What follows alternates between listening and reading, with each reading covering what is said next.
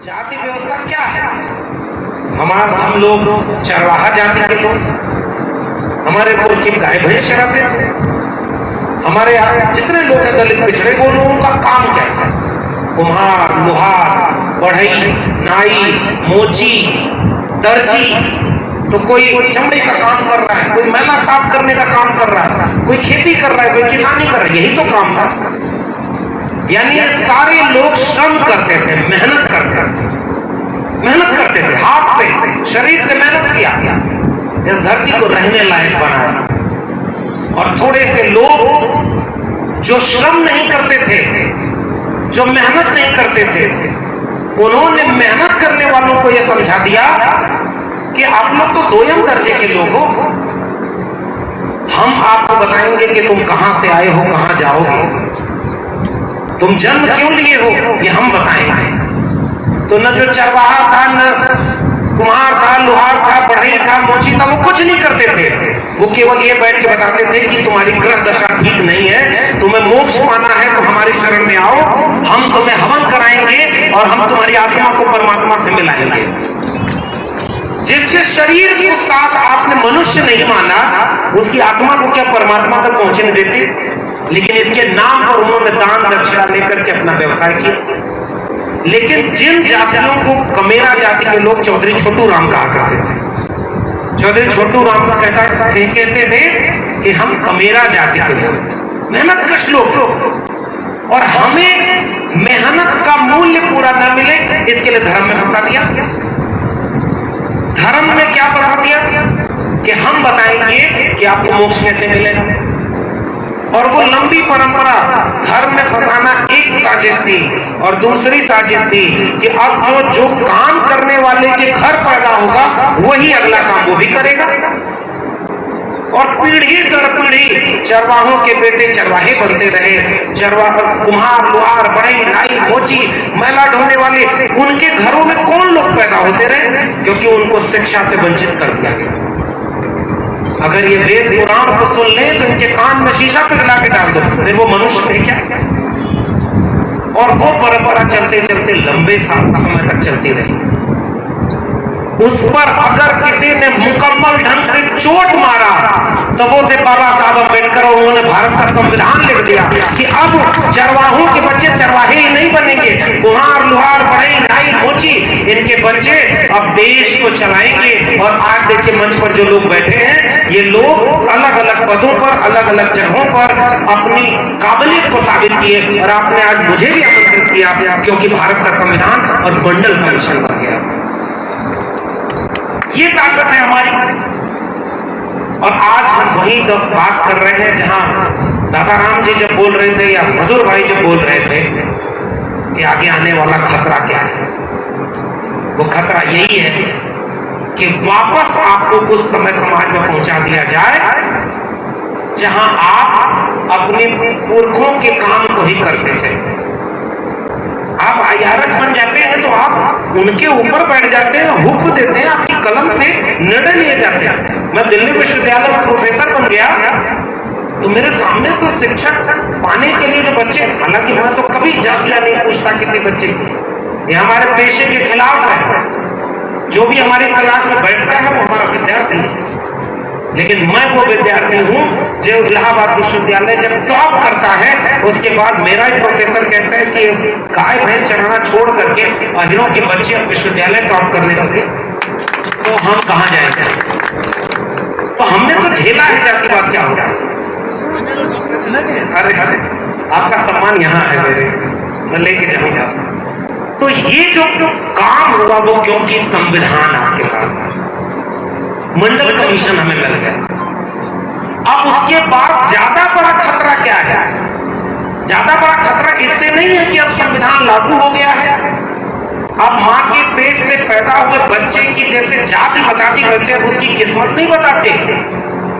किस्मत तो एक तो कुछ होती नहीं, लेकिन वो आगे उसकी तकदीर में क्या होगा ये भारत के संविधान ने लिख दिया है। अगर वो मेहनत करेगा तो वो कहीं भी पढ़ाई करके कोई भी पद पर जा सकता है, ये मौका आपको मिल गया। तो इससे भी उन्हें दिक्कत नहीं हुई। उनकी सत्ता जो हिल रही थी, जो कल तक बैठे थे कि हम सबसे श्रेष्ठ हैं, उनकी सत्ता इस बात से हिलने लगी कि दलित, पिछड़े, आदिवासी घरों के जो लोग जब पढ़ लिख करके आगे बढ़े तो वो हिसाब करने लगे कि तुमने तो हमारी पीढ़ियां बर्बाद की हैं, अब हम तुम्हें अपनी पीढ़ियां बर्बाद नहीं करने देंगे। हमारे साथ कोई गलत काम होगा तो हम उसके खिलाफ लड़ेंगे। और उसके लिए आपने लड़कर दिखाया 2 अप्रैल 2018 भारत बंद किया।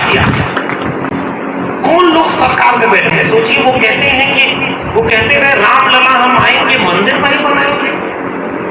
हमारे पुरखे मंदिर के लिए लड़े क्या? मंदिर तो हम तो जिस परंपरा से आते हैं वो किसानी की परंपरा है।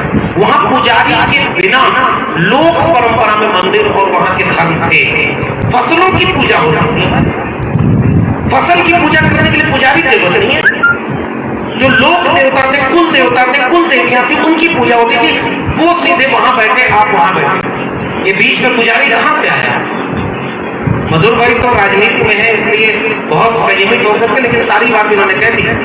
मैं तो प्रोफेसर आदमी हूं, मैं तो खुल के बोलूंगा कि ये बीच में कौन आया और कहां से आया।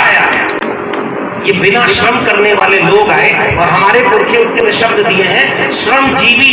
ये 90% आवाम जो दलित, पिछड़े, आदिवासी है, जिसके मेहनत, खून पसीने से ये दुनिया रहने लायक हुई है, उनके ऊपर 10% लोग उनके श्रम पर जीते हैं, इसलिए उनको कहा परजीवी। तो हम लोग किस कौन से आते हैं? श्रमजीवी। मैं तो कहता हूं कि दलित, पिछड़ा, आदिवासी भी अब छोड़ दीजिए, इसकी जरूरत ही नहीं है। क्योंकि अब इस देश के पिछड़े समाज के लोगों को भी समझ में आ गया। मैं तो उत्तर प्रदेश से आता हूं, जहां आजकल राम राज्य आया हुआ है। वहां एकदम उफान पर है राम राज्य। मारे जा रहे दलित, पिछड़े, आदिवासी, गोली मार दे रहे, पुलिस घुस के मार देती, कोई कुछ नहीं बोल रहा। तो राम राज्य वही होता है। हाथरस में एक बलात्कार की शिकार हुई बच्ची जो दलित समुदाय की थी, उस पर पुलिस के लोग कहते रहे कि बलात्कार ही नहीं हुआ, तुम्हारा काम नहीं है जांच करना। और जब सीबीआई जांच हुई तो पता चला बलात्कार हुआ था। पेट्रोल डाल करके आधी रात को घर वालों की मर्जी के खिलाफ उसकी लाश को जला दिया गया। यही है रामराज। जहां शंभू और एकलव्य को याद रखिएगा कि रामराज का मतलब क्या होगा, वहां महिलाओं की स्थिति क्या होगा। लेकिन उसी उत्तर प्रदेश में मैं ये किस्सा बड़े रोचक ढंग से सुनाता हूँ। पहली बार राजस्थान आया हूँ, आप लोगों से सीख के जाऊंगा, ये बातें कुछ कह के जा रहा हूँ। उन्हें गुमान था कि हम तो यादव हैं, हम मुख्यमंत्री हैं। उन्होंने काम भी अच्छा किया, क्योंकि हमारे पुरखों ने हमें नफरत करना तो सिखाया ही नहीं। हमारे उत्तर प्रदेश में माननीय कांशी राम ने जो काम किया, बहन मायावती जी ने जो काम किया, मुलायम सिंह यादव ने जो काम किया, वो काम ऐतिहासिक काम है। उत्तर प्रदेश की तकदीर को बदल देने वाले काम। गलतियां हुई, राजनीति में गलतियां होती हैं, लेकिन हुआ क्या कि जब राम राज्य आया तो एक बड़ा मजेदार वाकया हुआ। मुख्यमंत्री ओबीसी जाति के, यादव जाति के थे ना, और जब उनकी कुर्सी गई तो उस मुख्यमंत्री के आवास को गंगा जल से शुद्ध किया गया।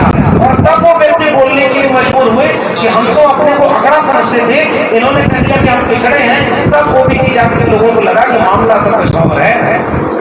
हम जिस धर्म को अपने कंधे पर ढो रहे थे, उसमें हमारी हैसियत केवल दंगे में मुसलमानों को मारने के काम आनी है, केवल दलितों के खिलाफ ओबीसी का इस्तेमाल किए जाने के काम आनी है। और जब 2019 में मैंने आरटीआई लगाई कि देश के 48 केंद्रीय विश्वविद्यालयों में ओबीसी प्रोफेसर कितने हैं, तो पता चला 0 है। आपके जज नहीं, आपके वकील नहीं, आपके ब्यूरोक्रेट नहीं, आपके प्रोफेसर नहीं, तो ये ओबीसी हिंदू धर्म में कर क्या रहा था? वो बाबरी मस्जिद विध्वंस में पहला पत्थर तोड़ने वाला व्यक्ति ओबीसी था। गुजरात दंगे में जो पोस्टर बॉय बना था वो एक मोची समाज का। हमसे, हमारे श्रम से धरती को रहने लायक है। और हमें क्या मिला? दंगा। हमें क्या मिला? नफरत। इस जाति को उस जाति से लड़ाओ, तुम्हारे दुश्मन ये है और आप क्या कर रहे हैं बोलो। ओबीसी में भी कह रहे हैं ओबीसी की सारी मलाई थोड़े से यादव को कोई नहीं खावे, तो जो लड़ रहा था उसको खिलाफ ही लोगों को भड़का दो। चलिए आपको आंकड़ा देता हूं। आज भी मंडल कमीशन की रिपोर्ट 1980 में बनी और आज 2021 का आंकड़ा देते हैं। देश की कोई नौकरी ऐसी नहीं जिसमें 27% ओबीसी का कोटा पूरा हो गया। 12.4% लोग हैं ओबीसी के। जब कोटा ही पूरा नहीं हो गया तो मलाई कौन खा रहा है? झूठ बोला जा रहा है ताकि आप आपस में लड़ जाएंगे। दलितों को बताया गया कि जाटव तुम्हारी मलाई खा गए, आदिवासियों को बताया कि मीणा तुम्हारा सारा मौका खा गया। तो हम कहते हैं कि बिना आंकड़ों के झूठ क्यों बोल रहे हैं? चलिए जाति जनगणना करा लीजिए, एक एक चीज का आंकड़ा बता दीजिए, कौन कितना मलाई खाया। फिर हम भी आपसे पूछेंगे कि 3% आबादी वाले लोग 90% मलाई क्यों खा गए देश में? इसलिए जाति जनगणना एक सबसे बड़ा मुद्दा है। और जाति जनगणना से होगा क्या? जो आज मुझे जो विषय दिया गया है वहां जुड़ेगा। राजनीति में बहुजनों की स्थिति, मैं तो कह रहा हूँ राजनीति तो बहुत छोटी सी दुनिया है, राजनीति छोटी सी दुनिया। हालांकि उसकी अहमियत ये होती है, जब मधु जी बोल रहे थे या और ऐसे लोग जो राजनीति में आए, मैंने मान्यवर कांशीराम का नाम लिया। मान्यवर कांशीराम ओबीसी जाति के नहीं थे, उन्होंने नारा दिया कि मंडल कमीशन लागू करो वरना कुर्सी खाली करो। अब वोट हमारा, राज तुम्हारा नहीं चलेगा, नहीं चलेगा, 10 का 90 का, ये सब नारे किसके हैं? और मान्यवर कांशीराम ने मंडल कमीशन को लागू करने के लिए 600 रैलियां की। तो मंडल कमीशन का फायदा तो किसी दलित को मिलना नहीं था, वो तो ओबीसी को मिलना था। तो ओबीसी के फायदे के लिए दलित क्यों लड़ रहा था? क्योंकि उनको पता था कि हमारा दर्द है, इसलिए हमारी दवा भी नहीं होगी। एकजुट होने पर ही हम बचेंगे, बिखरे रहेंगे तो टूट के बिखर जाएंगे, इसलिए लड़ रहे थे। और दूसरा बात क्या, जब 2 अप्रैल का जिक्र मैं कर रहा हूँ, वहां से इस विषय को जोड़ आ गया कि नया भारत बन रहा है, न्यू इंडिया बनेगा। और उस न्यू इंडिया में क्या क्या गया? नारा लगाया था कि वो बेच रहे हैं भारत को, मैं चैन से कैसे सो जाऊं, सौगंध मुझे इस मिट्टी की, मैं देश नहीं बिकने दूं। ये नारा लगाया था। पहली बार जाति बताना शुरू कर दिया। भाई प्रधानमंत्री से कोई जाति पूछा करते 2014 के चुनाव में आप पूछने गए थे क्या कि उनकी जाति क्या है? नहीं पूछा। उन्होंने अपने से बताया कि मैं ओबीसी माँ का बेटा हूँ। तो जब ओबीसी माँ के बेटे हो, राष्ट्रपति बनाने के बाद प्रेस कॉन्फ्रेंस करके जाति बताते हो कि हमने दलित को राष्ट्रपति बना दिया, तो उनको कोई जातिवादी नहीं कहेगा। और जब दलित पिछड़े आदिवासी कहेंगे कि हमें हमारा हक दे दो, तो हमको विश्वविद्यालय से लेकर के चौराहे तक बोलते हैं कि जातिवादी लोग आते हैं, ये जातिवाद करते हैं। जाति के नाम पर हम न्याय की बात करें तो हम जातिवादी, और वोट लेने के लिए वो अपनी जाति बताएं तो उनको कोई जातिवादी नहीं कहेगा। और वह व्यक्ति जब सरकार में आ गए जिन्होंने दलितों, पिछड़ों, आदिवासियों को आपस में लड़वा दिया, जिन्हें जिले में, गांव में लड़वा दिया कि ये तुम्हारे दुश्मन पड़ोस में बैठे हैं, हिंदू को मुसलमान से लड़ा दिया। कहीं नफरत ठीक है हमारे यहाँ, लेकिन लड़ा के नफरत करवा दिया। और उसके पीछे काम क्या किया? SC/ST एट्रोसिटी प्रिवेंशन एक्ट को सुप्रीम कोर्ट से बदलवा दिया। दलित घरों में कोई अत्याचार हो जाए, हमारे उत्तर प्रदेश से आता हूँ, वहां इतनी बुरी हालत हो। अभी कह रहे थे कि राजस्थान के इलाकों में अलग अलग जगहों में क्या, मैं तो अभी भी कह रहा हूँ, पूर्वांचल के जिस जगह से आता हूँ, गांव के दक्षिण पश्चिम के कोने पर ही दलित बस्ती आजकल बनी हुई है। आपने उन्हें अपने साथ रहने तो दिया नहीं, जमीन उनके पास है नहीं, शिक्षा उनके पास है नहीं, फिर आपका गांव किस बात का गांव था? जातियों के आधार पर टोला आपके यहाँ बनता ही नहीं है ना, अलग अलग जाति के लोग। लेकिन एक जाति के लोग दूसरे जाति के लोगों के दुश्मन होते थे क्या? नहीं थे, मोहब्बत हुआ करती है। अभी मैं आ रहा था, अशोक जी मेरे साथ आ रहे थे, तमाम किस्से इन्होंने बताए और पूरा परिचय दिया, पुतली का पूरा परिचय देते हुए आए। और मैं उनको सुन रहा था तो अपनी बातें याद आ गई कि SC/ST प्रिवेंशन एक्ट जो था वो दलित, पिछड़े, आबादी के लोग, आदिवासी तबके के लोग जो घर में अत्याचार हो जाए तो उनकी FIR नहीं होती, उनकी कोई कंप्लेन एक तुम्हारे डर को जाते हैं। मान्यवर कांशीराम के पहले मैंने उत्तर प्रदेश में अपने बुजुर्गों से सुना है कि पूरी दलित बस्ती के सामने चारपाई लग करके एक सामने गढ़ जाकर तो कोई वोट देने नहीं जाता था। मान्यवर कांशीराम ने गांव-गांव जाकर के उनको समझाया कि याद करो बाबा साहब अम्बेडकर को, उन्होंने कहा इस देश की दीवारों पर जाकर लिख दो कि तुम इस देश के शासक हो, तब जाकर के पहली बार वोट पड़ो। तो डेमोक्रेसी कहाँ थी, लोकतंत्र कहाँ था, वोट देने का अधिकार है। और तब उन्होंने लड़ करके जो बनाया 1989 में अधिनियम बन गया था, ये सरकार आते ही SC/ST एट्रोसिटी एक्ट को खत्म कर दी। और उस समय जब 2 अप्रैल का भारत बंद हुआ था, तो वो भारत बंद के किसी नेता ने बुलाया था क्या? नेता लोग तो अपनी कुर्सी नहीं बजा पा रहे, वो तो परेशान है। हमारे उत्तर प्रदेश में जो लोग बहुजन से शुरू हुए थे वो सर्वजन पे चले गए, जो लोग समाजवाद से शुरू हुए थे पूंजीवाद पर चले गए, क्योंकि एक झूठा सेल्फ मेड ओबीसी गुजरात से चलकर आया और उसने देश भर को पागल बना दिया कि एक जाति को दूसरी जाति से लड़वा दो, और वो हिंदू के नाम पर वोट ले गए। और उससे छेड़खानी करने के बाद नेता पीछे रह गए थे। इस देश की दलित, पिछड़े, आदिवासी जनता सड़क पर उतर गई और SC/ST प्रिवेंशन एक्ट के खिलाफ भारत बंद कर दिया। और पहली बार जो कहता था कि मेरी सरकार 56 इंच की है, उसको झुकने पर मजबूर कर दिया। ये है दलित, पिछड़े, आदिवासी के। और दोबारा वो काम हुआ, फिर से सुप्रीम कोर्ट सामने आया और वो काम था 13 पॉइंट रोस्टर का।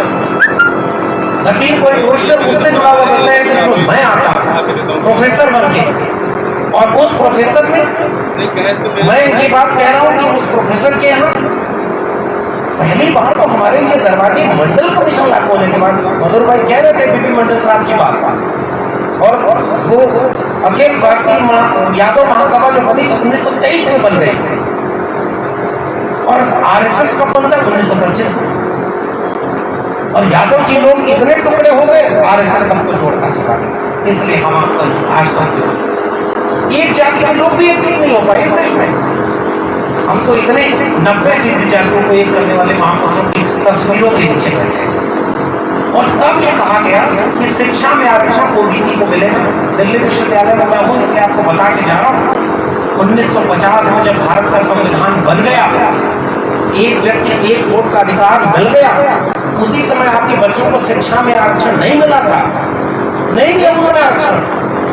1990 के बाद जाकर के शेड्यूल कास्ट, शेड्यूल ट्राइब यानी दलित और आदिवासी को प्रोफेसर बनने के लिए आरक्षण लागू होता है। और जब मंडल कमीशन की रिपोर्ट लागू की माननीय VP सिंह ने, और उस समय मंडल कमीशन की रिपोर्ट के लिए जो लोग लड़ रहे थे ना, वो जाति देखकर नहीं लड़ रहे थे, दलित, पिछड़े, आदिवासी तीनों एक साथ खड़े हुए। जंतर मंतर पर जब लोग कोर्ट चले गए थे, तो जंतर मंतर पर अनशन पर बैठने वाले नेता का नाम था रामविलास पासवान, और रामविलास पासवान दलित जाति से आते थे जो मंडल कमीशन के लिए जंतर मंतर पर अनशन पर बैठे। ये हमारे नेताओं ने भी सिखाया। और जब उसके बाद 2006 में ओबीसी का रिजर्वेशन मिला हायर एजुकेशन में, तब जाके तो 1997 में शेड्यूल कास्ट और शेड्यूल ट्राइब, 2006 में ओबीसी, पहली बार देश के विश्वविद्यालयों में प्रोफेसर बनने के लिए रास्ता खुला हुआ। उसके पहले वो क्या कहते थे पता है? ये माँ सरस्वती के पावन प्रांगण है, अगर दलित, पिछड़े, आदिवासी इसमें आएंगे तो दूषित हो जाएगा। वो माँ ऐसी माँ थी जिसने अपने ही बच्चों को जाति देख करके शिक्षा से वंचित कर दिया, और उसी की आज हर विद्यालय में पूजा करते हो कि माँ सरस्वती जो विद्या की देवी। अगर विद्या की देवी थी तो इस देश के दलित, पिछड़े, आदिवासियों को प्रोफेसर बनने से रोका, और जो लोग रोक रहे थे उनको सजा क्यों नहीं दी? अगर लक्ष्मी इस देश में पूंजी की देवी थी तो दलित, पिछड़े, आदिवासियों के घरों में पूंजी क्यों नहीं है? क्या एक माँ अपने बच्चों में भेदभाव करती है क्या? यानी भेदभाव करने वाला कोई और था जिसने माँ का सहारा लिया, जिसने भगवान बनाया था। हमारे पेरियार साहब कहते हैं कि जिसने भगवान बनाया वो सदी का सबसे चालाक और सबसे धूर्त व्यक्ति। आज तो हम लोग डरते हैं कि हमारे हम कमजोर लोग हो गए। जब लड़ रहे थे महात्मा फूले स्कूल बनाने के लिए, तो उनके पिता ने उनको घर से निकाल दिया कि तुम धर्म भ्रष्ट कर रहे हो। फिर भी न फूले झुके, न सावित्रीबाई झुकी, और उन्होंने स्कूलों की परंपरा पूरे में खोल के रख दी। 1848 से उनके पीछे भीड़ नहीं थी।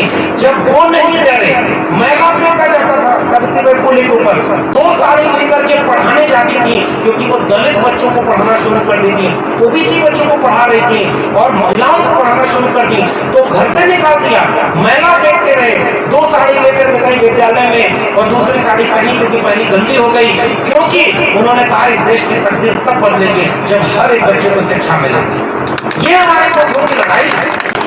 और उस शिक्षा में जब आरक्षण आया तो इन्होंने क्या लाया? 13 पॉइंट रोस्टर, 13 पॉइंट रोस्टर।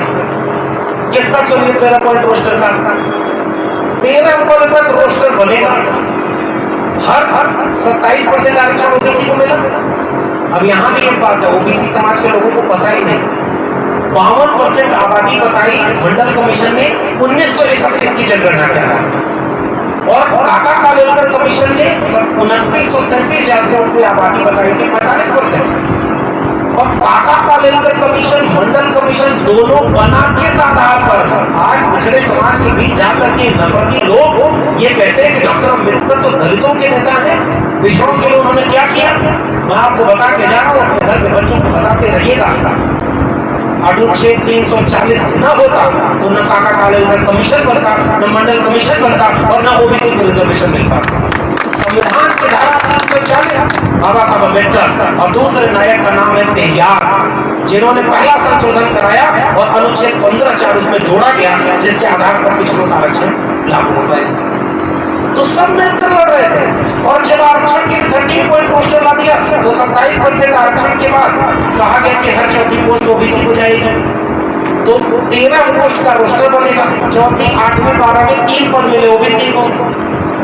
अगर शेड्यूल कास्ट का आरक्षण है 15% तो उनके लिए 7वां पद मिला, और शेड्यूल ट्राइब का 7.5% उनके लिए 14वां पद।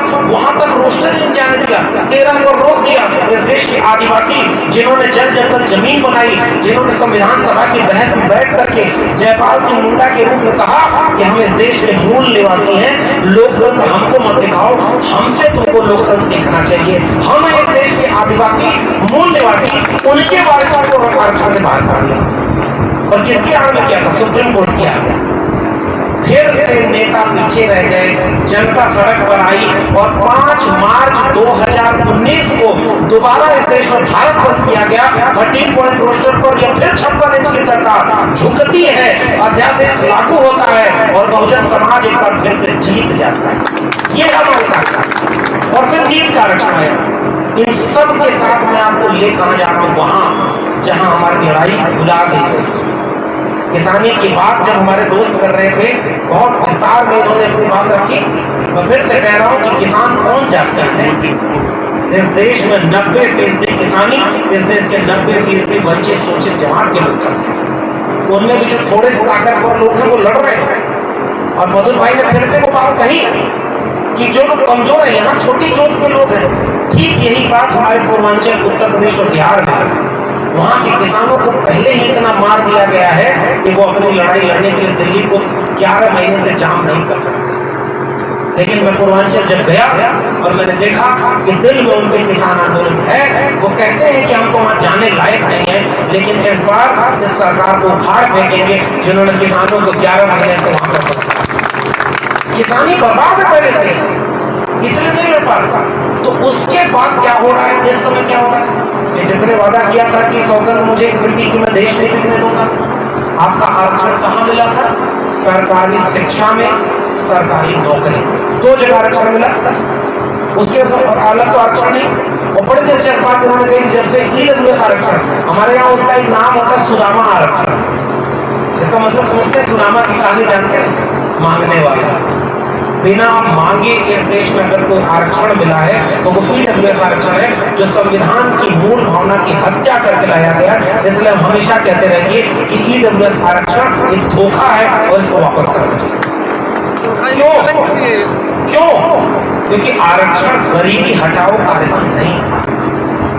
बाबा साहब ने, मैं फिर से याद करूंगा, 27 जुलाई 1902 जब कोल्हापुर रियासत में शिवाजी के वंशज अपने दरबार में जाति जनगणना कराते हैं तो पाते हैं कि 71 उच्च पदों में 65 तो केवल ब्राह्मण बैठे हुए हैं। जो 2ym दर्जे के पद हैं 50, उनमें 45 ब्राह्मण बैठे हुए हैं। फिर उन्होंने जनगणना कराई कि मेरे राज्य में ब्राह्मण की आबादी कितनी, तो 3 या 4% आई। और बैठे कितने हैं? 95%। उन्होंने कहा कि ये तो जिसकी आबादी 3% है वो 95% बैठा है। इसलिए पहली बार इस देश में आरक्षण लागू करने वाले नायक का नाम है छत्रपति शाहू जी महाराज। 50% आरक्षण दे दिया गैर ब्राह्मण जाति। वो हमारे भारत के बनाने वाले लोग हैं। क्यों दिया आरक्षण? क्योंकि कुछ इस देश की जो जनता है ना, दलित पिछड़े आदिवासी, वो गाजर मूली नहीं है, वो इंसान है। और भीड़ सबसे ज्यादा उनकी, और उनको कोई पद ही नहीं दिया। तो उसकी वजह से जो आरक्षण मिला 1950 में बाबा साहब ने उसको अमिट कर दिया। और उस समय बाबा साहब ने बात कही थी कि जो लड़ाई है वो सबको मिलकर लड़ी होगी। 1948 में उनको लखनऊ बुलाया गया था बाबा साहब को, संविधान सभा बन रही तो इसी समय चल रहा था। हमारे उत्तर प्रदेश में नायक थे पेरियार ललित सिंह यादव, चंद्रिका प्रसाद जिज्ञासु। हमारे यहाँ अर्चक संघ बना था 1930 में, त्रिवेणी संघ बना था बिहार में। तमाम जगहों पर जो लोग थे वो क्या कह रहे थे, पहले वो नारा आया कि सन सोपाने बांधी गांठ, पिछड़ा पावे 100 में 60। फिर उस नारे को जगदेव बाबू और तमाम लोगों ने बढ़ाया कि 100 में 90 शोषित हैं, शोषितों ने ललकारा है। धन धरती और राजपाट में 90 भाग हमारा है। 10 का शासन 90 पर नहीं चलेगा, नहीं चलेगा। जो जमीन को जोते बोए वो जमीन का मालिक होए। राष्ट्रपति हो या चपरासी की संतान, सबको शिक्षा एक समान। ब्राह्मणवाद की क्या पहचान, गिट पिट बोले करे न काम। मानववाद की क्या पहचान, मानववाद की क्या पहचान। ब्राह्मण भंगी एक समान, जिसमें समता की चाह नहीं वह बढ़िया इंसान नहीं। समता बिना समाज नहीं, बिन समाज जनराज नहीं। 10 का शासन 90 पर नहीं चलेगा, नहीं चलेगा। सबको शिक्षा सबको काम, वरना होगी नींद हराम। और सबको शिक्षा दे न सके जो, वह सरकार निकम्मी है। और जो सरकार निकम्मी है वो सरकार बदलनी है। तो ये नारे थे हमारे। जमीन मांग रहे थे हमारे लोग कि हम मेहनत कश लोग हैं, मेहनत हम करें, जमीन का मालिक कोई और हो। आज तो जमीन भी छीन रहे, अपने दोस्तों अपने यारों को, अंबानी और अडानी को जमीन में बेच दिया। तो अब खेती आप करोगे, मेहनत आप करोगे। कल तक सामंत लूटता था, अब नए सामंत अंबानी और अडानी आपकी जमीन और फसल को लूट रहे हैं और हम लोग को पता ही। इसी में जोड़ता हूं, शिक्षा के लिए हमारे पुरखे लड़े। तथागत बुद्ध को याद करिए, उन्होंने तर्क की बात की थी। विदेश में ये शख्स जो यहाँ का प्रधानमंत्री, उसका तो नाम भी लेना ठीक नहीं, ये एक वैचारिक गोष्ठी है। विदेश में जाकर के आपको गांधी और बुद्ध याद आते हैं और यहाँ आके गोडसे और मनु याद आते हैं। ये दोहरा चरित्र है आपका। और यहाँ जो लोग अम्बेडकर को मानने वाले लोग हैं, अम्बेडकर की माला पहनाते हैं यूं करके और अम्बेडकर के सपनों की हत्या कर रहे हो। आपने कहा कि 27 ओबीसी कैबिनेट मिनिस्टर बना दिया, 12 दलितों को मिनिस्टर बना दिया। वो लोग किस काम के? जो लोग कमल का फूल देख करके आरएसएस के विचार पर काम कर रहे हैं, वो लोग क्यों नहीं बोले हाथरस पर? वो लोग क्यों नहीं बोले निजीकरण के खिलाफ? निजीकरण ने तो आपका आरक्षण खत्म कर दिया। और उसी में जो जैसे खेत बेचा ना, वैसे शिक्षा बेच दी है। नई शिक्षा नीति 2020 में लागू हो गई। दुनिया कोरोना से लड़ रही थी, हमारे देश के तानाशाही मनुवादी लोग एक तरफ किसानों के लिए 3 कानून पास किए उसी कोरोना के समय, उसी समय मजदूरों के लिए 3 श्रमिक कानून संशोधित कर दिए उसी कोरोना के समय, और नई शिक्षा नीति लागू करके फिर से संविधान वाली शिक्षा नहीं, मनुस्मृति वाली शिक्षा लागू कर दी। ग्रेडेड ऑटोनॉमी आपसे कह के जा रहा हूं। आपके यहाँ पहले क्या हुआ कि मंदिर बनाने की बजाय कहा गया ना कि अस्पताल बनेंगे, स्कूल बनेंगे, स्कूल में आपके घरों के बच्चे पढ़ेंगे। तो कुम्हार, लोहार, बढ़ई, नाई, मोची सबने अपने जमीन खून पसीना बेच करके 2 रुपया बचाया। हम पहली पीढ़ी के लोग हैं जिनको हमें पढ़ने के लिए भेजा, और उनको तो पता था कि अगर ये पढ़ लिख लेंगे तो शायद हमारी तकदीर बदल जाए। और नई शिक्षा नीति के नाम पर इन्होंने क्या कहा कि 3000 से कम बच्चे अगर हैं विद्यालय में, 3000 से कम, 2500 से कम महाविद्यालय में, तो इनको बंद करके 4 विद्यालय को मिला के 1 बनाएंगे। सबके विद्यालय को मिला के जिले पे 1 विद्यालय बनेगा और उन सबको यूनिवर्सिटी जो बनेगी उनमें ग्रेडेड ऑटोनॉमी होगी। Group C, group D, group A, और ए तक जाके आके कोई पैसा सरकार नहीं देगी। अब यूनिवर्सिटी कौन चलाएगा? अंबानी और अडानी। आपके बच्चों के हाथ से खेती और किसानी ही नहीं, शिक्षा और रोजगार भी छीन लिया गया है। यही है इस समय की सबसे बड़ी चुनौती। अगर शिक्षा नहीं मिली तो कौन क्या होगा? ठेके पर मजदूरी करेंगे और संविधान और आरक्षण की कोई कीमत रह जाएगी? अंबानी और अडानी के हाथों में सारा कुछ दे दिया और आपको क्या पकड़ा दिया? मंदिर का घंटा। राम लला हम आएंगे मंदिर वहीं बनाएंगे। क्यों भाई? स्कूल क्यों नहीं वहां बनाएंगे? हमारे पुरखों को स्कूल की जरूरत है, हमारे बच्चों को स्कूल की जरूरत है। और मंदिर में क्या हुआ? पुजारी आकर के झूठी कथा सुनाता है। एक बच्चा बैठा हुआ है और सूरज को लील गया, खा गया सूरज। हमारे एक दलित कवि हुए, उन्होंने कविता लिखी, बच्चे सूरज जो खा गया, उस बच्चे का नाम जानते होंगे आप लोग। बचपन में छोटे थे, वो सूरज खा गए थे और उन्होंने कविता लिखी भोजपुरी में, मैं जो जिस जगह से आता हूँ वो भोजपुरी इलाका है। उन्होंने कविता लिखी कि अगर धरती हो सूरज से कई गुना बड़ा तो हनुमान जी के घोट के कहां रहे खड़ा। इसका अर्थ यह है कि धरती से कई गुना बड़ा तो सूरज है, तो जब सूरज को वो निगल गए तो निगल के खड़ा कहां थे। ये हमारी ताकत है। आपको गुलामगिरी पढ़नी चाहिए। गुलामगिरी में ज्योतिबा फुले कहते हैं कि ये धर्म के नाम पर आपको डराया गया।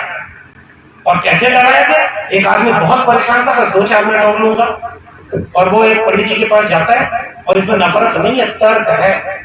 हम अगर सामाजिक न्याय की बात करते हैं तो किसी जात के खिलाफ की बात नहीं करते। हमारे पुरखों ने कहा, बाबा साहब को जब इस देश में संविधान बनाने का मौका मिला तो उन्होंने ये नहीं कहा कि तुमने हमें वोट देने का अधिकार नहीं लिया था तो हम भी ब्राह्मणों को वोट देने का अधिकार छीन लेंगे। नहीं, उन्होंने केवल ये कहा कि एक ब्राह्मण के वोट की कीमत जितनी होगी उतना ही इस देश में दलित, पिछड़े, आदिवासी के वोट की होगी। बराबरी, समानता, न्याय, हमारे विचार में न्याय और मोहब्बत है। तो हम जब ये सब बातें कहते हैं इसका मतलब तर्क है। पंडित जी के पास वो बच्चा गया और उसने उस व्यक्ति ने कहा कि मैं बहुत परेशान हूं। तो पंडित जी ने कहा कि लाओ तुम्हारा जतरा पतरा देखते हैं।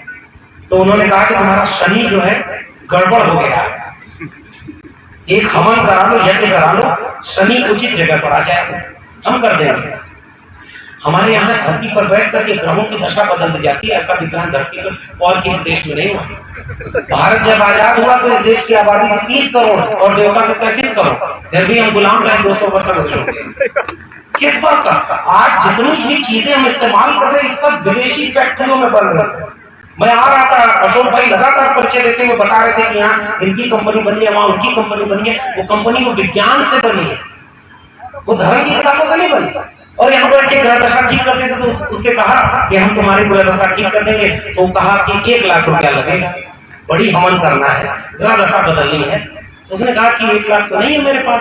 तो उसने कहा कि पंडित जी ने कहा कि अच्छा ऐसा है कि 50,000 वाली करा लो, यज्ञ 50,000 वाली करा लो, ग्रह दशा ठीक हो जाएगी।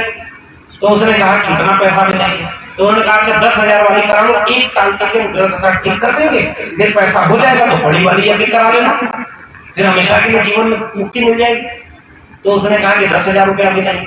तो उसने कहा कि अच्छा 1,000 वाली करा लो, 1 हफ्ते तक तुम्हारी ग्रह दशा ठीक कर देंगे, फिर पैसा होता रहेगा, ग्रह दशा ठीक कराते रहना। उस आदमी ने कहा मेरे पास 1 रुपया नहीं है। तो पंडित जी गुस्से में खड़े हुए और कहे कि जब तेरी जेब में 1 रुपया नहीं है तो जा बच्चा, शनि तेरा कुछ भी नहीं बिगाड़ सकता।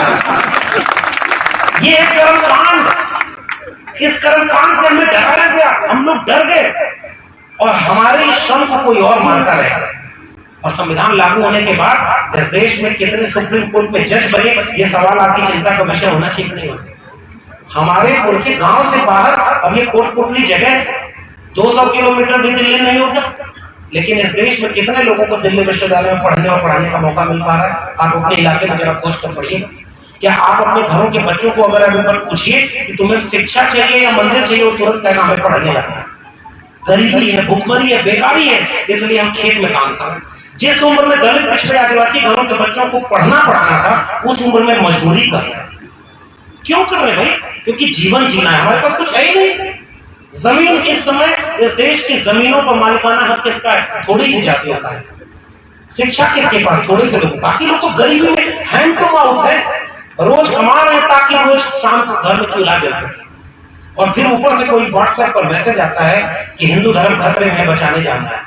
और आपके घर का बच्चा जो बचपन से रामायण देख रहा था कि एक तीर मारते हैं तो उड़न खटोला उधर जा रहा है, इधर जा रहा है, वो लोग जो विज्ञान कहते थे महाभारत काल में, वही व्यक्ति जब प्रधानमंत्री बनकर कहता है नाली के गैस से मैंने चाय बना और गैस सिलेंडर 1,000 रुपया महंगा कर दिया ना। पेट्रोल की दाम इसमें कितना है? 100 रुपया से ऊपर।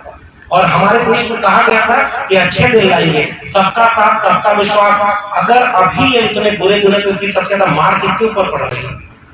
जो पहले से मार खाया है। हम तो सदियों से मार खाए हुए हैं। इसलिए जाते जाते आपसे निवेदन करके जा रहा हूं, व्हाट्सएप के मैसेज पर अपने घरों में दंगे न होने दीजिए, क्योंकि बचपन से आपको रामायण दिखाई जा रही है। जो रामायण देखेगा बच्चा, वो राम मंदिर के आंदोलन में जाएगा कि नहीं जाएगा? ईमानदारी से सोच के बताइए। उस रामायण की जगह अगर डॉक्टर भीमराव अंबेडकर के जीवन पर कोई सीरियल बनता, संविधान पर कोई सीरियल बनता, तो कहीं अगर दंगा हो रहा होता ना, तो आपके घर का बच्चा वहां खड़ा हो जाता और कहता कि हमारे इलाके में हम एक भी दंगा नहीं होने देंगे, एक भी लिंचिंग नहीं होने देंगे, कोई गरीब को कमजोर को कोई सताएगा तो आपका बच्चा वहां खड़ा होता, क्योंकि आपके बच्चे को संविधान की तालीम मिली, बिरसा, फूले, अंबेडकर की तालीम मिली। अगर वह तालीम नहीं मिली तो एक व्यक्ति व्हाट्सएप पर आके कहता है कि तुम पिछड़े नहीं हो, तुम दलित नहीं हो, हिंदू हो। 85% जिस देश में आबादी हिंदुओं की, वो हिंदू धर्म खतरे में हो सकता है। अगर खतरे में तो किससे है? वो आपको हिंदू तब बनाते हैं जब उन्हें दंगा कराना होता है। जिस दिन आप अपनी शिक्षा, स्वास्थ्य, रोजगार मांगे जाएंगे, वो आपसे कहेंगे गर्व से कहो तुम हिंदू हो, और जिस दिन आप शिक्षा मांग करके लड़ने खड़े आ जाएंगे, वो आपके खिलाफ करेंगे। इसलिए हमारी पीढ़ी के सामने चुनौती है कि आखिरी वक्त है, हमारे सामने सब कुछ बिक रहा है। अगर सरकारी शिक्षा नई शिक्षा नीति में बेच दी गई, अगर सरकारी नौकरी मौद्रिकरण शब्द दे दिया है बेचने, सारी पब्लिक सेक्टर को बेच दिया है निजी हाथों में। और निजी हाथ का मतलब क्या होता है पता है? 10 रुपया अगर अंबानी अडानी लगाएगा, इसलिए लगाएगा कि उसको 20 रुपया कर सके। और हम जब एक माचिस भी खरीदते हैं तो टैक्स देते हैं, ताकि सरकार जो होती है वो गरीब, कमजोर, मजलूम लोगों को शिक्षा, स्वास्थ्य और रोजगार दे। ये काम सरकार का था। मेरी जेब में पैसा है कि नहीं, इससे तय न हो कि मेरा दिल्ली विश्वविद्यालय में एडमिशन होगा। लेकिन नई शिक्षा नीति लागू होने के बाद अब आपके घरों के बच्चे न पढ़ पाएंगे, न सरकारी नौकरी पढ़ेंगे, न कोई भी सुविधा मिलेगी। तो इस आरक्षण को तो वैसे ही खत्म कर दिया है। किसानी बर्बाद कर दी, मजदूरी बर्बाद कर दी, शिक्षा बर्बाद कर दी, रोजगार बर्बाद कर दिया। कोरोना में सबसे ज्यादा मरे कौन लोग थे? जिसका आंकड़ा संसद में मंत्री खड़ा होकर झूठ बोलता है कि ऑक्सीजन की कमी से कोई नहीं मरा और इस देश में कोई हंगामा नहीं। ये सब कुछ हमारी आंखों के सामने है। जवाब हमें देना होगा। और हमारी आने वाली पीढ़ियां पूछेंगी कि तुम्हें विरासत किसकी मिली? तो तुम्हें विरासत बिरसा की मिली, फूले की मिली, अंबेडकर की मिली। ये तस्वीरें यहां से जाइए तो अपने घरों में लगाइए। पूछिए संत कबीर ने क्यों कहा था कि संतो मानुष तन बोराना। कबीर साहब क्या कह रहे थे कि ताकर पाथर जोड़ के मस्जिद गई, चुनाए प्राचर मुल्ला भाग दे, क्या बहरा हुआ खुदा, पाथर पूछे हरि मिले तो मैं पूछूं पहाड़, ताते ये चाकी बली पीसता है संसार। कबीर साहब का सपनों का भारत बनना था। बिरसा के, फूले के, अंबेडकर की लड़ाई किस बात की? न्याय और बराबरी की। और हमारे पास बचा क्या है? जिसकी जेब में पैसा है उसका इस समय समाज में सबसे ज्यादा सम्मान है।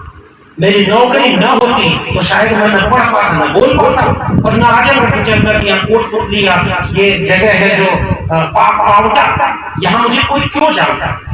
मुझे पढ़ने का मौका मिला क्योंकि भारत का संविधान था। मैं यहां पहुंच पाया क्योंकि मंडल कमीशन था। मैं तो लोगों के बीच जाकर कहता हूं कि मंडल और संविधान की अहमियत हमसे पूछो। भारत के संविधान ने हमें बोलने के लिए जुबान दी और मंडल कमीशन ने आंख दिखाने का तेवर दिया कि हम आंख में आंख डाल करके कहेंगे कि देश हमारा है, इसको बर्बाद होने नहीं देंगे। ये मेरा आग्रह है। शिक्षा, रोजगार, स्वास्थ्य और आत्मसम्मान। मेरा वजूद मुझसे ये कहता है कि कोई ये न कहे आज कि मेरे सामने चारपाई बनकर बैठा है। हमारे पुरखों ने बस सब झेला था और भारत का संविधान दिया, विरासत हमें इनकी मिली थी। हम आने वाली पीढ़ियों को क्या छोड़कर जाएंगे? सारा देश अंबानी अडानी के हाथों में बिका हुआ, शिक्षा सब बेच के दी गई। अरे भाई, आखिरी बात बोल रहा हूं, बस 2 मिनट और लूंगा। किसानी पर जब साहब बोल रहे थे तो इन्होंने कहा ना कि किसानी में ये नहीं लिखा है कि सरकारी मंडी बंद हो जाएगी, एक विकल्प दे दिया कि प्राइवेट मंडी बनेगी। अब इसको मैं आपको उदाहरण देकर समझाता हूं। पहले इस देश में सारी शिक्षा सरकारी थी। प्राइमरी स्कूल की बात कर रहा हूं। इस देश में कभी भी प्राइमरी स्कूल बंद करने के लिए कोई घोषणा नहीं हुई है। क्या गया इस सरकारी स्कूल के बगल में एक प्राइवेट स्कूल खोलने की अनुमति दे दी गई। इतना ही किया गया था और धीरे धीरे प्राइवेट स्कूल की इमारत चमचमाने लगी। उसमें कम पैसे में शिक्षक रखे गए, ज्यादा फीस में विद्यार्थी पढ़ाए गए और अपने आप अपने जिले के सरकारी विद्यालय को देख लीजिए। आज सरकारी विद्यालय बर्बाद हो गए, प्राइवेट विद्यालय खड़े हो गए, सरकारी यूनिवर्सिटी बर्बाद हो गई है। केवल दिल्ली यूनिवर्सिटी, जेएनयू 2-4 बची है। आपके विश्वविद्यालय इस राजस्थान में जो विश्वविद्यालय होगा उसकी हालत जाकर देख लीजिएगा। और दिल्ली के चारों तरफ अशोका, गलगोटिया और Amity university, lovely professional university करोड़ों रुपए में खड़ी होगी। तो सरकारी चीज को बर्बाद करने की घोषणा नहीं की जाएगी, प्राइवेट सब कुछ कर दिया जाएगा। इसलिए नई शिक्षा नीति आपके सामने सबसे खतरनाक चीज। और एकजुट होने की बात जाते जाते बस यही कहूंगा, कोई भी आपको समझाने आए कि गर्व से कहो तो हिंदू हो, तो आप उससे पूछ लीजिएगा, अगर आप ओबीसी हैं तो पूछिए कि सुप्रीम कोर्ट में मेरी जात के कितने जज हैं, कितने ब्यूरोक्रेट हैं, कितने कैबिनेट मंत्री हैं, कितने व्यवसायी हैं। अंबानी अडानी के हाथ में जो तुम देश को बेच रहे हो, वो देश किसके हाथ में बिक रहा है? उन्हीं 5% लोगों के हाथ में बिक रहा है जो पीढ़ियों से इस देश को लूटते चले आए। तब चौधरी छोटू राम को मैं याद करता हूं, वो कहते हैं कि तुम 90% कमेरा जाति के लोग हो। ये हमारी एकता है। वो एकता हमने 2 अप्रैल को दलित आदिवासी के ऊपर फायदा होता है ना एससी एसटी एट्रोसिटी एक्ट का, और पहली बार ओबीसी समाज के लोग 2 अप्रैल को उनके साथ खड़े थे। 13 पॉइंट रोस्टर में आदिवासी समाज को 0 हो रहा था, दलित पिछड़े आदिवासी तीनों एक साथ खड़े थे। अभी नीट में आरक्षण नहीं था ओबीसी को, उसमें मेडिकल में डॉक्टर बनने के लिए नीट में आरक्षण नहीं था, उसके लिए लड़ाई लड़ने में ओबीसी समाज के साथ सबसे मुखर कोई था तो वो दलित समाज था। ये हमारी एकता। और आज जब पूरे भारत के संविधान को बर्बाद किया जा रहा है तो याद करिए चौधरी छोटू राम को, जिन्होंने कहा कमेरा जाति के लोगों बस 2 काम कर लो, मुंह में जबान रखो और दुश्मन पहचान लो।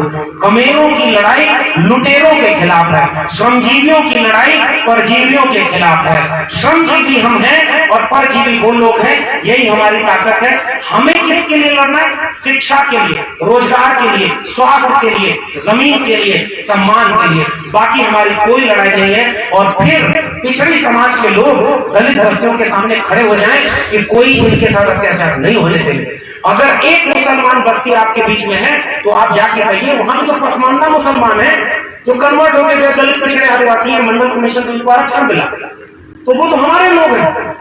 और ऊपर कौन बैठा है? 5%। और जाति जनगणना जिस दिन हो जाएगी इस देश में सब दूध का दूध और पानी का पानी हो जाएगा कि जिनकी आबादी 3% थी उन्होंने 95% चीजों पर कब्जा क्यों कर लिया। और हमारी आबादी अगर 90-95% है तो 90-95% इस देश की जमीन, इस देश की शिक्षा, रोजगार, नौकरी, पूंजी सब कुछ हमारी है। इसलिए खरों खरीद दीजिए कि अगर जाति जनगणना नहीं हुई तो जनगणना नहीं होने देंगे। पता तो चले इस देश में कौन कितना लूट रहा है, किसी का हिस्सा कोई खा। अन्याय के खिलाफ बोलना, अगर हम लड़ के कुछ बचा पाए तो इन तस्वीरों का कोई कीमत बचेगी। वरना पीढ़ियां जब पूछेंगी कि तुम्हारी आंख के सामने जब हो रहा था तो तुम क्या कर रहे थे, बाकी लोग तो कुछ नहीं बता पाएंगे, मैं कम से कम सुकून से कह पाऊंगा कि पावटा राजस्थान में एक एससी ओबीसी सम्मेलन बुलाया गया था, मैं वहां खड़ा होकर के अपनी बात कह रहा था। आपने मुझे आमंत्रित किया, बहुत बहुत धन्यवाद। जय भीम, जय मंडल, जय संविधान।